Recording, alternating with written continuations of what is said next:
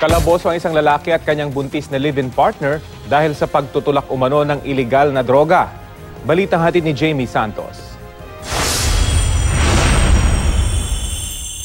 Wala nang kawala sa mga otoridad ang mag-live-in partner na ito matapos umanong mahuli na nagbebenta ng iligal na droga. 2 linggo raw minanmanan ng mga operatiba ng Anti-Illegal Drugs Unit ng QCPD Station 7 ang 8 buwang buntis na si Elise Zamora at ka-live-in nitong si Ian De Leon.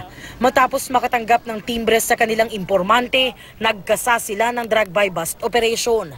Sa tabi ng pilahan ng tricycle na ito sa Harvard Street sa Cubao, nahuli ng mga pulis ang mag-live-in partner. Na-recovered po natin yung sachet ng shabu at saka yung buy bust money, pati yung mga pera niyang allegedly na pinagbintahan din ng illegal na droga. Nagkakahalaga raw ang mga na-recover na droga ng 2,000 piso. Na-recover din sa dalawa ang 300 pesos na buy bust money. Ayon sa mga pulis, mga tricycle driver ang parokyano ng dalawa. Hindi naman itinanggi ni De Leon na nagtutulak siya ng illegal na droga. Kailangan lang din po kasi kung mga anak na po yung asawa ko eh. Hindi naman sumagot sa anumang tanong si Zamora. Mahaharap sa kaso ang 2 suspect. Jamie Santos, GMA News.